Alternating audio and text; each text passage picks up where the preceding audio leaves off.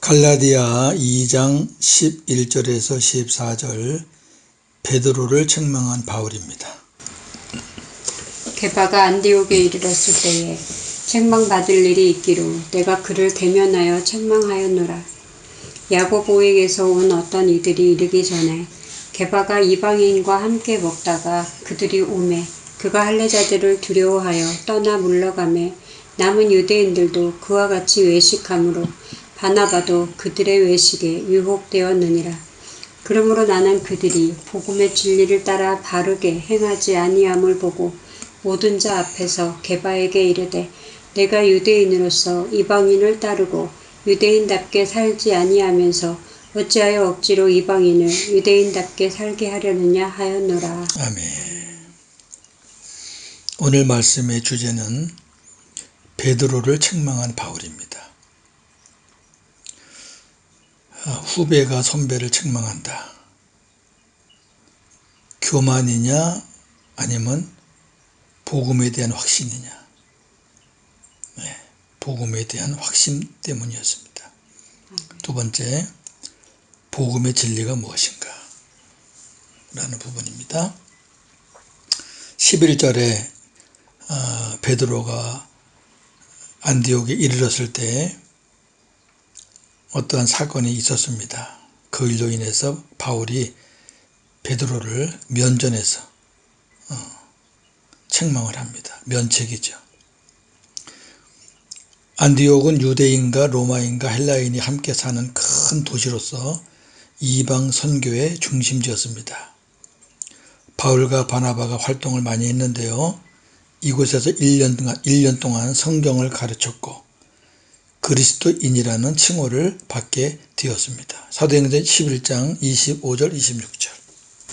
바나바가 사울을 찾으러 다소에 가서 만남에 안디옥에 데리고 와서 둘이 교회에 1년간 모여 있어 큰 무리를 가르쳤고 안디옥에서 비로소 그리스도인이라 일컬음을 받게 되었더라. 아멘.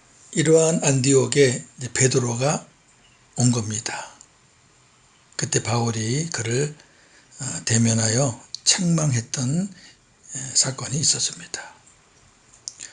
바울이 대사도 베드로를 책망한다는 것은 질서상이나 상식적으로 있을 수 없는 일입니다.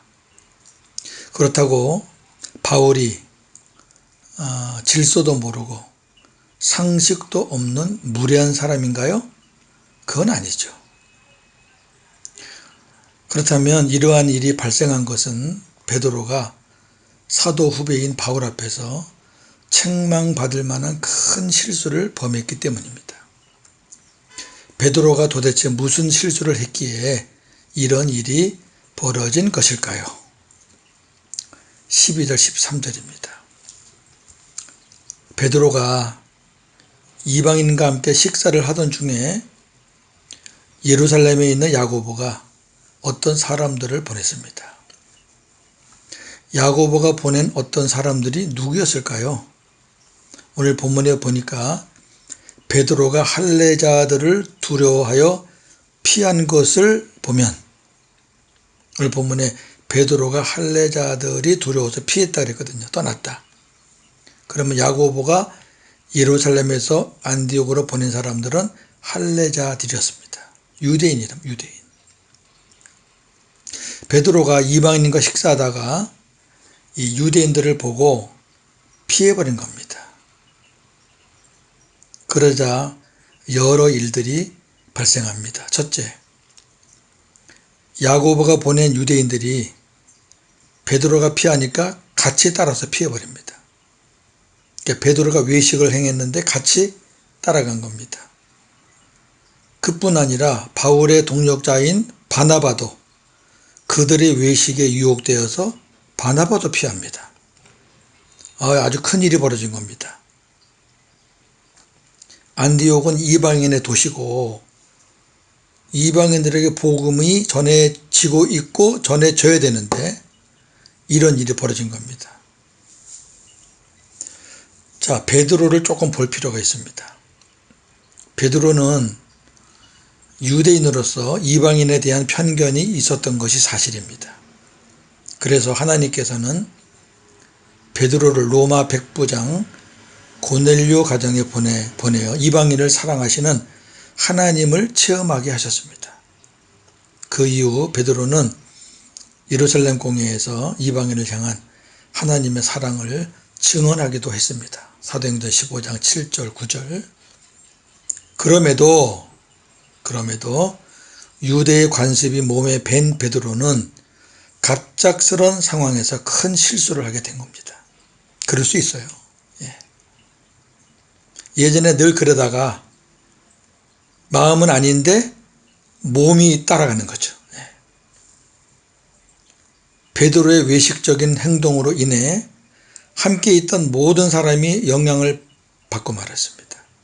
바나바까지. 명성이 큰 사람일수록 주변에 미치는 영향이 클 수밖에 없습니다. 적용을 해볼까요?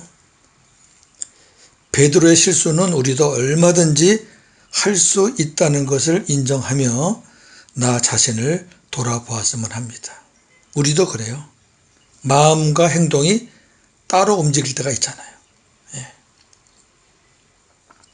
14절에 바울의 책망이 나옵니다. 내용입니다. 자, 이 상황을 본 바울이 모든 자 앞에서, 여기 모든 자는 유대인, 이방인, 베드로, 바나바, 모든 자 앞에서 다음과 같이 베드로를 책망합니다. 당신은 유대인이면서 이방인들의 방식대로 살고 유대인처럼 살지 않으면서 어찌하여 이방인들을 강요하여 유대인처럼 살게 합니까? 이 말은 왜 이방인과 유대인을 차별을 둡니까? 당신이 알고 있는 것과 맞지 않습니다. 그런 얘기죠. 바울이 이같이 한 것은 복음의 진리를 따라 바르게 행하지 않은 베드로를 책망함으로 복음의 진리를 수호하기 위함입니다. 바울의 행동은 교만이 아닌 복음에 대한 확신이었습니다. 만일 바울이 이렇게 하지 않으면 하나님이 모든 사람을 사랑하신다는 복음의 진리가 훼손되고 유대인의 우월성으로 인해 이방인과의 장벽이 세워지므로 이방인 전도에 큰 저해가 생기기 때문입니다. 그렇죠. 지금 많은 사람들이 보고 있잖아요. 특히 이방인들이. 바울이 이렇게 하지 않고 끝냈다면 아마 이방인들은 유대인과 또 멀어졌을 겁니다. 복음의 진리가 무엇입니까? 바울이 오늘 복음의 진리를 위해서 그랬다 했는데 무척 광범위한 질문입니다. 복음의 진리. 저에게 이 복음의 진리를 설명하라 그러면은 얼마든지 며칠 동안도 할 수 있을 것 같은데 오늘 본문에서는 하나님께서 유대인과 이방인 모두를 사랑하시고 구원하신다는 그것입니다. 자, 성경 몇 절 보겠습니다. 사도행전 18장 4절. 안식일마다 바울이 회당에서 강론하고 유대인과 헬라인을 권면하니라. 아멘. 바울은 어디 가서 말씀을 전하고 가르칠 때 유대인과 헬라인 꼭 그렇습니다. 차별 두지 않았습니다. 로마서 10장 12절. 유대인이나 헬라인이나 차별이 없음이라. 한 분이신 주께서 모든 사람의 주가 되사 그를 부르는 모든 사람에게 부요하시도다. 아멘. 유대인이나 헬라인이나 차별이 없어요. 모든 사람의 주는 한 분입니다. 고린도전서 1장 24절. 오직 부르심을 받은 자들에게는 유대인이나 헬라인이나 그리스도는 하나님의 능력이요 하나님의 지혜니라. 아멘. 부르심을 받으면 돼요. 누구든지 부르심을 받으면 다 하나님의 능력으로 구원받는 겁니다. 갈라디아 3장 28절. 너희는 유대인이나 헬라인이나 종이나 자유인이나 남자나 여자나 다 그리스도 예수 안에서 하나이니라. 하나이니라. 아멘. 그런데 종도 자유자도 하나예요. 그 당시 문화로서는 있을 수 없는 일이에요. 남자 여자 마찬가지예요. 하나예요. 그런데 하물며 유대인 헬라인 하나예요. 예. 그 당시 상황으로 봐서는 하나가 될 수 있는 그런 문화는 아니었죠. 그러나 예수 그리스도 안에서만큼은 하나예요. 이게 하나님의 복음의 진리의 가장 중요한 핵심입니다. 이러한 복음의 진리로 인해 이방인인 우리들도 하나님의 사랑으로 구원을 받은 것입니다. 할렐루야. 아멘. 오늘 말씀 정리합니다. 믿음 안에서 확신과 교만을 어떻게 분별할 수 있을까요? 확신은 주님을 드러내는 것입니다. 복음의 의가 드러나는 겁니다. 교만은 자신을 드러내는 겁니다. 자신의 의가 드러나는 겁니다. 바울이 오늘 자신을 드러낸 겁니까? 아니죠. 복음의 의를 드러낸 겁니다.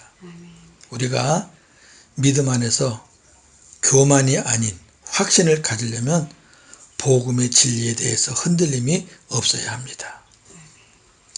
또 한 가지, 우리는 오늘 이 본문을 바울의 책망으로 끝내면 안 됩니다. 그러면 뭔가 좀 서운하고 아쉬워요. 바울에게 면전에서 책망을 받은 베드로가 도대체 바울에 대해서 어떤 마음을 가졌을까? 이거 참 중요합니다. 베드로가 전서 후서를 썼는데 베드로 후서 마지막 부분에 이런 말씀이 있습니다. 3장 14절 16절입니다. 그러므로 사랑하는 자들아 너희가 이것을 바라보나니 주 앞에서 점도 없고 흠도 없이 평강 가운데서 나타나기를 힘쓰라. 또 우리 주의 오래 참으심이 구원이 될 줄로 여기라. 우리가 사랑하는 형제 바울도 그 받은 지혜대로 너희에게 이같이 썼고 또 그 모든 편지에도 이런 일에 관하여 말하였으되 그 중에 알기 어려운 것이 더러 있으니 무식한 자들과 굳세지 못한 자들이 다른 성경과 같이 그것도 억지로 풀다가 스스로 멸망에 이르르니라. 아멘. 저는 이 말씀 보면서 정말 큰 감동을 받았습니다. 오늘 이 베드로 후서 마지막으로 쓰는 편지, 베드로가 쓰는 편지 마지막 부분에 우리가 사랑하는 형제 바울, 우리가 사랑하는 형제 바울, 그리고 그 바울이 쓴 모든 편지에도 이러이러한 일이 있다. 그러니까 바울이 쓴 편지를 인정을 하는 거죠. 자, 우리는 복음의 진리를 지킨 바울도 훌륭하지만 바울의 책망을 받고도 후배 사도를 사랑하는 형제라 그렇게 말하면서 바울이 기록한 서신들을 인정하는 베드로도 훌륭하다는 것을 잊어서는 안 됩니다. 이렇게 말씀을 마쳐야 오늘 말씀이 은혜롭게 끝낼 수가 있겠지요. 여러분, 정말 중요한 겁니다. 진리를 지키기 위해서 담대한 것 꼭 필요합니다.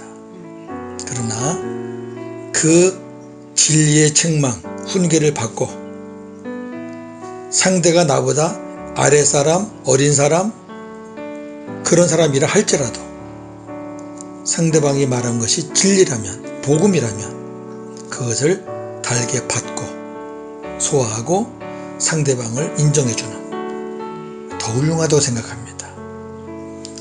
오늘도 복음으로 승리하는 저와 여러분 되기를 주님의 이름으로 축원합니다. 아멘. 하나님 감사합니다. 베드로가 이방인에 관한 하나님의 뜻을 깨달았지만 유대인으로서 오랜 관습을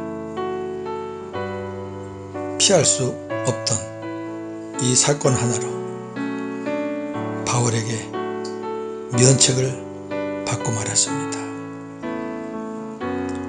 만약 바울이 그렇게 하지 않았다면 더 큰 일들이 일어났겠지요.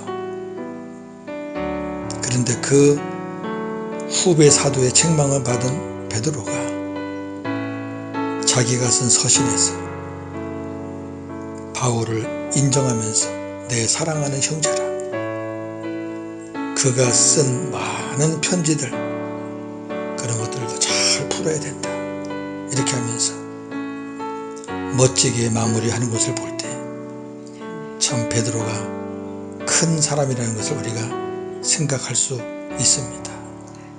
감사합니다. 복음의 진리를 지키는 것도 중요하고, 또 상황이 어떻든 간에 복음의 진리에 굴복하고 인정하는 것도 중요하고, 서로서로 복음의 일꾼끼리 사랑하며 함께하는 것도 중요하다는 것을 오늘 깨닫습니다. 오늘도 세상은 어렵지만 이런저런 일, 특별히 코로나 때문에 미래가 불투명하지만 그래도 주님이 계시고 또 복음의 진리가 우리에게 있고 복음의 동력자가 우리에게 있고 얼마나 감사합니까? 오늘도 복음으로 승리하는 하루가 되게 하여 주시옵소서. 예수님의 이름으로 기도하옵나이다. 아멘.